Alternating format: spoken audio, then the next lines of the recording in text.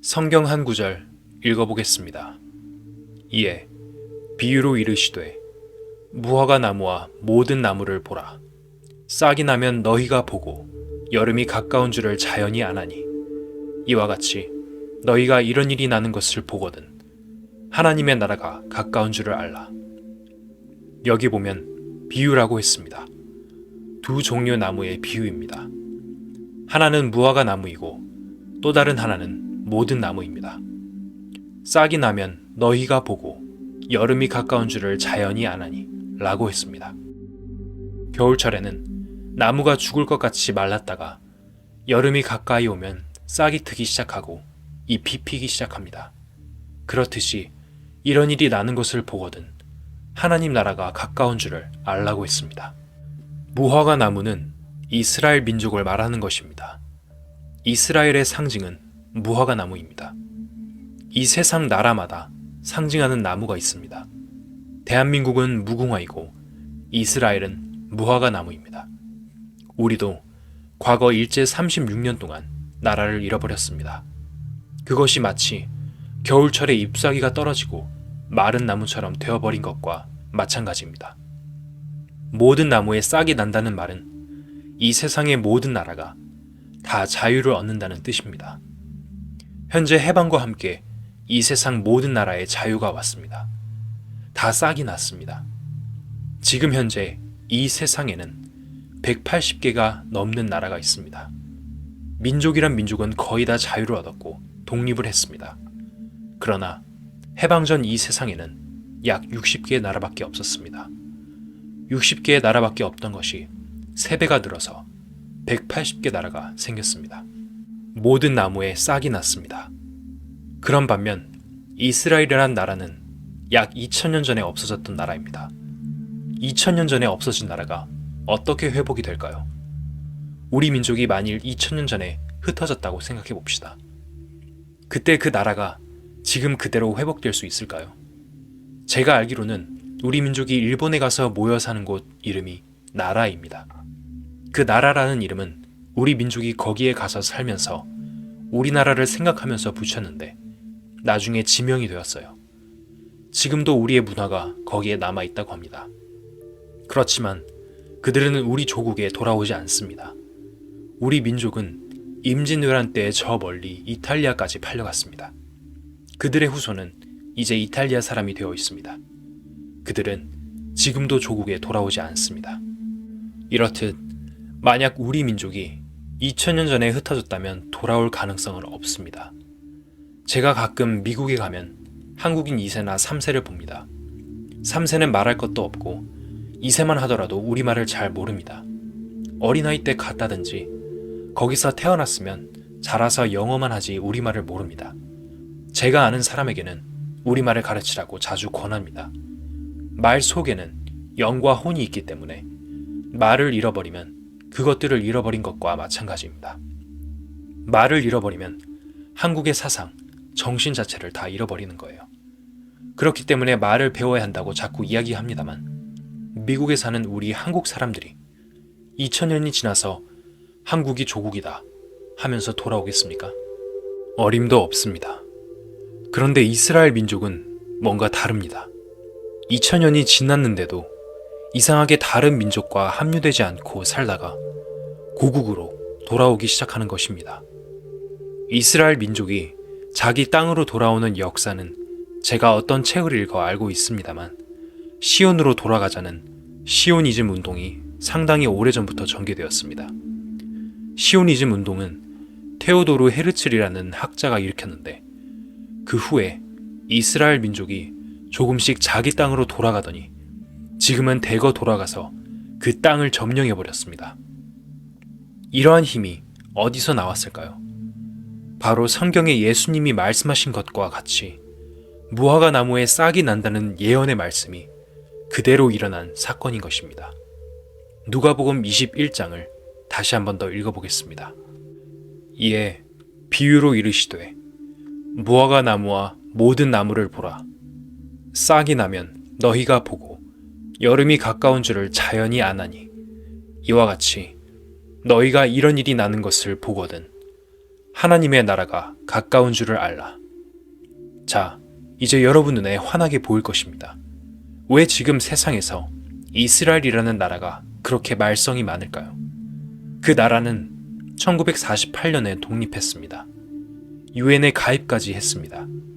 그런데 왜 그 나라에 대해 그렇게 말이 많을까? 성경 속에 기록되어 있는 선민이기 때문에 그렇습니다. 그 민족으로 말미암아 세계 역사가 흘러가고 모든 일들이 이루어져 가고 있는 것입니다. 이게 도대체 무슨 말일까요? 이스라엘 민족의 복구, 이스라엘 민족이 회복된다는 것은 바로 이 세상이 끝나가고 하나님의 나라가 가까웠다는 증거입니다. 여러분이 어떤 생각을 품든지 돈을 벌어 잘 먹고 잘 살고 행복하게 살 꿈을 꾸든지 말든지 역사는 꾸준히 흘러서 마지막 날 가까이에 와 있고 하나님의 나라가 가까웠다는 것을 이렇게 확실하게 보여주고 있는 것입니다. 우리 인간은 도대체 무엇을 위해 안간힘을 쓰면서 살아갈까요? 발버둥 치고 안간힘을 쓰고 노력을 할지라도 계획된 역사는 유유히 흘러갑니다.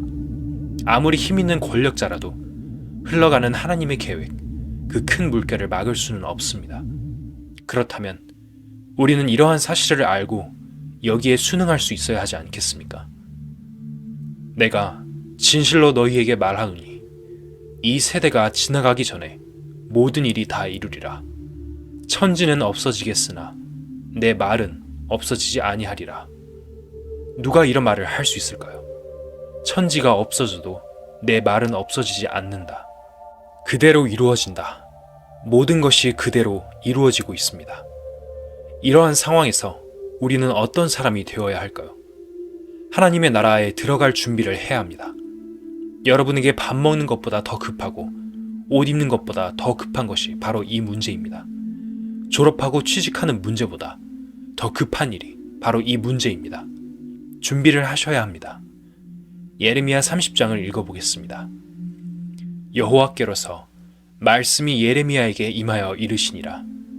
이스라엘의 하나님 여호와께서 이같이 일러 가라사대 내가 네게 이른 모든 말을 책에 기록하라. 나 여호와가 말하노라. 내가 내 백성 이스라엘과 유다의 포로를 돌이킬 때가 이르리니 내가 그들을 그 열조에게 준 땅으로 돌아오게 할 것이라. 그들이 그것을 차지하리라. 여호와의 말이니라. 지금으로부터 2500여 년 전에 예레미야라는 선지자를 통해서 하나님께서 하신 말씀입니다. 여호와라는 분은 이스라엘의 하나님이라는 뜻입니다. 여호와께로서 말씀이 예레미야에게 임하여 이르시니라. 하나님이 직접 계시를 내려 예레미야 선지자를 통해서 알리신 것입니다. 이 말씀을 기록하라고 명령하셔서 우리가 지금 읽게 된 것입니다. 3절에 나 여호와가 말하노라. 내가 내 백성 이스라엘과 유다의 포로를 돌이킬 때가 이르리니 내가 그들을 그 열조에게 준 땅으로 돌아오게 할 것이라. 그들이 그것을 차지하리라. 여호와의 말이니라. 이렇게 2500년 전에 예언한 말씀대로 이스라엘 민족이 지금 자기들의 땅으로 돌아왔고 지금도 돌아오고 있습니다. 그들이 그것을 차지하리라.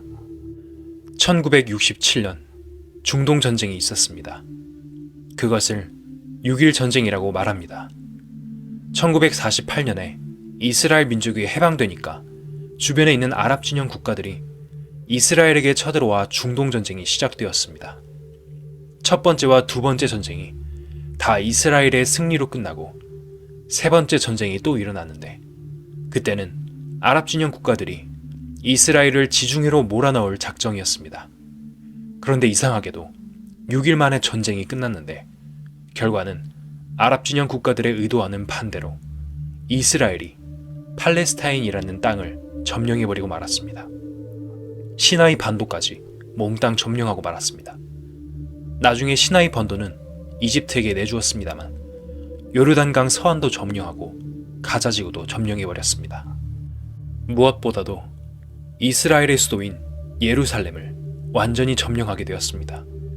그러나 예루살렘에 있는 성전은 아직 회교구역으로 이방인의 손에 있습니다. 과연 이 모든 일들이 왜 일어났을까요? 그들이 그것을 차지하리라. 이 하나님의 말씀이 그대로 현실에 나타난 것입니다. 하나님 자신의 계획을 이 땅에서 성취하시기 위해 일어난 사건인 것입니다. 2500년 전에 말씀하신 이 성경대로 되었는지를 우리는 분명하게 현재 역사의 모습을 통해 확인할 수 있습니다. 성경은 사실이다. 온라인 강연회에 초대합니다. 성경은 하나님께서 우리 인간들에게 주신 축복의 약속들이 담겨 있습니다. 그러나 인간이 읽어서 그 뜻을 알 수 없다면 그 자체가 모순입니다. 성경은 어려운 책이 아닙니다. 누구나 알아들을 수 있는 쉬운 말로 기록되어 있습니다. 정말 성경이 전하는 내용을 알기 원하는 사람이라면 성령님은 그 사람을 성경 속으로 안내하여 깨닫게 해주십니다. 댓글에 초대 링크를 달아두었습니다.